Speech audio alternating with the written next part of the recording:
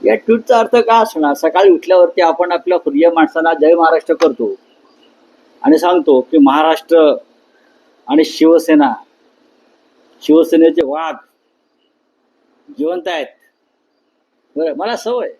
आता बघा, नरेंद्र मोदी देशाचे प्रधानमंत्री आहेत, अमित शहा या देशाचे गृहमंत्री आहेत, फडणवीस या राज्याचे मुख्यमंत्री आहेत, आणि या तिघांनी मिळून शिवसेना तोडली, म्हणजे महाराष्ट्र कमजोर करण्याचा प्रयत्न केला. त्याच्यात त्यांना मी सांगितलं की आहोत आम्ही अजून, टायगर है भी जिंदे है, सब जिंदा है जगह जगह पे. आणि 5 जुलैला मराठी विजय दिवस जो आहे त्याचं त्यांनाही आम्ही आमंत्रण देणार आहोत, किंवा त्यांनी बघावं हा विजय दिवसाचा सोहळा काय आहे 5 जुलैला. तो मराठी भाषेसंदर्भात किंवा हिंदी सक्ती संदर्भात मराठी एकजुटीनं विजय प्राप्त केला. हा विजय या महाराष्ट्र देशांवरचा विजय प्राप्त आहे, म्हणून त्यांना जय महाराष्ट्र केला. पण त्याआधी तुम्ही म्हणालात की आमचे प्रिय नेते आहेत. इतक्या सगळ्या राजकीय घडामोडींनंतरही नरेंद्र मोदी, अमित शहा आणि देवेंद्र फडणवीस हे तुमच्यासाठी प्रिय नेते आहेत. देशाचे त्यांनी ज्या पद्धतीनं, बघा, शत्रूला कधीही प्रिय म्हटलं पाहिजे. शिवसेना प्रमुखांनी सांगितलेलं आहे की शत्रू हा तोला मोलाचा असायला पाहिजे. महाराष्ट्राच्या दुश्मनांना आम्ही, जो काल संघर्ष झाला आम्ही त्या दुश्मनांना दाखवलं महाराष्ट्राची एकजूट काय आहे ती. Hate the sin but not the sinner. पापाचा द्वेष करा, पाप्याचा करू नका, असं एक इंग्रजीमध्ये सुविचार आहे. Hate the sin but not the sinner. आणि असे जेव्हा दुश्मन महाराष्ट्राच्या समोर राहतील तेव्हा आम्हाला लढाईला, संघर्ष करायला, शिवसेनेला असेल किंवा माननीय उद्धव ठाकरे असतील, राज ठाकरे असतील, शरद पवार साहेब असतील, आम्हाला मजा येते. आम्ही लढणारे लोक आहोत. त्यांना वाटलं असेल की त्यांनी जे घाव घातले त्याच्यामुळे महाराष्ट्र कोलमडून गेला किंवा शिवसेना कोलमडून गेली. अजिबात नाही. आम्ही उभे आहोत आणि उभे राहणार, लढणार, आणि एक दिवस तुम्हाला घरी पाठवणार.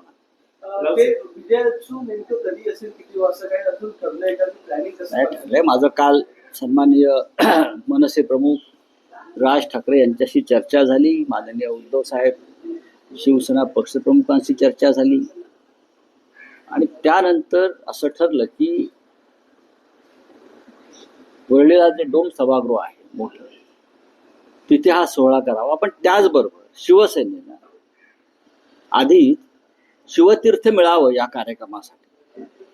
यासाठी आम्ही विनंती अर्ज केलेला आहे, कारण मराठी माणसाचा हा सोहळा शिवतीर्थावर व्हावा अशी एक भूमिका होती. अर्ज तो आमचा अजूनही पेंडिंग आहे. अनिल परब त्यासाठी प्रयत्न नक्कीच करताय, पण हे सरकार काय आम्हाला ती परवानगी देणार नाही, हे आम्हाला माहिती आहे. शिवतीर्थावर जिथे शिवसेनेचा जन्म झाला, मराठी माणसाच्या एकजुटीचा जन्म झाला, त्याच्यामुळे मनसे प्रमुख राज ठाकरे यांनी डोमचा पर्याय सुचवला आणि तो आम्ही स्वीकारला सगळ्यांनी.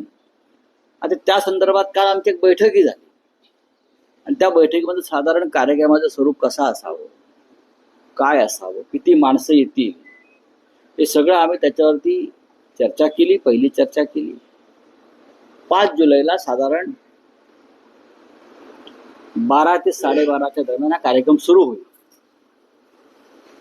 आणि मुंबईमध्ये सध्या एकमेव भव्य सभागृह किंवा एक मोकळी जागा आहे, आणि त्या कार्यक्रमाला नक्कीच उद्धव ठाकरे आणि राज ठाकरे उपस्थित राहतील.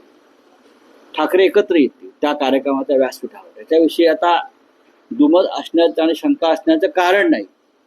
पण या लढ्यात जे सहभागी झाले सगळे, मग राष्ट्रवादी काँग्रेसचे नेते असतील, काँग्रेसचे नेते असतील, डावे पक्ष असतील, या सगळ्यांना आम्ही आमंत्रित करू.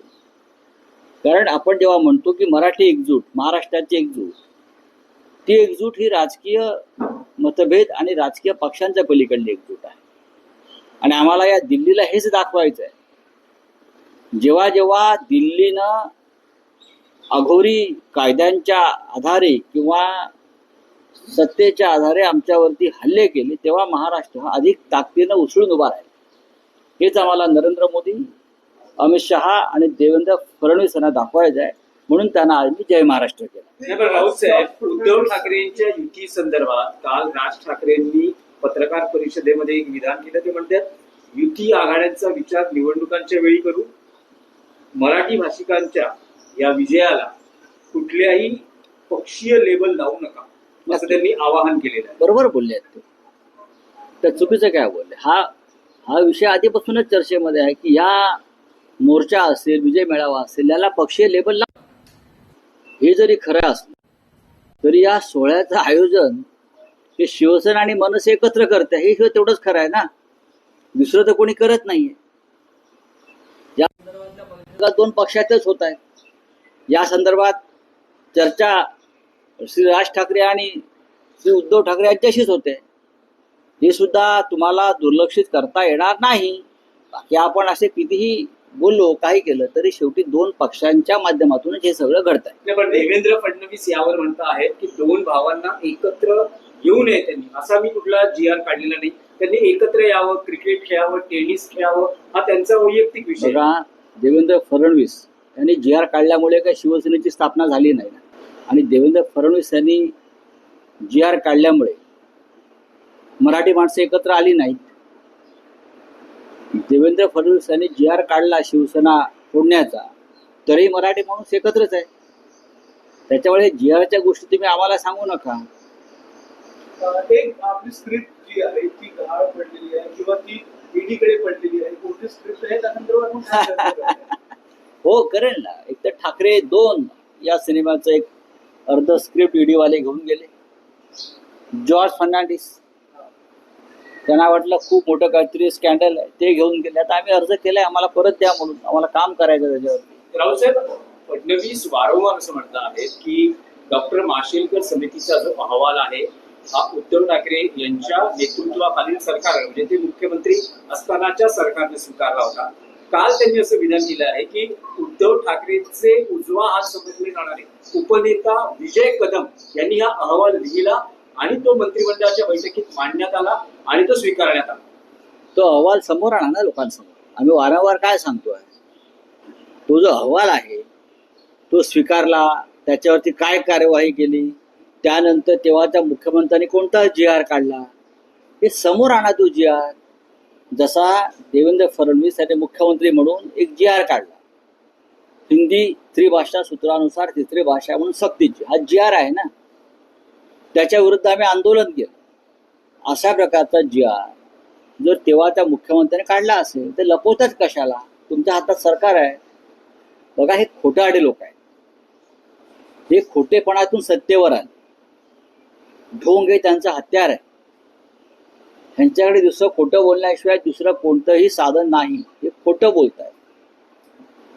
जर उद्धव ठाकरे साहेबांचा GR असता तर आम्ही तो कशाला जाळला असता?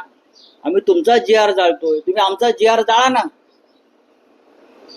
उद्धव ठाकरे साहेबांनी जो GR काढला असं म्हणताय किंवा काय, तो जाळा ना तुम्ही भाजपवाल्यांनो. आम्ही तुम्हाला जागा देतो जाळायला आझाद मैदानला, किंवा शिवसेना भवनासमोर येऊन जाळा. आम्ही देवेंद्र फडणवीस यांचा GR जाळतो. आमचा GR असेल उद्धव साहेबांच्या सहीचा, त्यांनी तो जाळावा. आणि शिवसेना भवनासमोरच्या गडकरी चौकातून जाळावा. आम्ही त्यांना साफसफाई करून देतो. राऊतसाहेब, आणखी एक विषय आहे. बोला, तुम्ही समजा. एका बाजूला ठाकरे युतीची नांदी म्हणतात, तर दुसऱ्या बाजूला काँग्रेसनं स्थानिक स्वराज्य संस्थांच्या निवडणुकांसाठी स्वबळावर लढण्याची चाचपणी सुरू केली आहे. करू द्या. त्यात झालं काय? काँग्रेस हा एक स्वतंत्र राष्ट्रीय पक्ष आहे. निवडणुका संदर्भात कोणता निर्णय घ्यायचा, काय करायचं, महाविकास आघाडी लोकसभा आणि विधानसभेसाठी होती. स्थानिक स्वराज्य संस्था हा प्रत्येक पक्षाचा स्वतंत्र विषय आहे.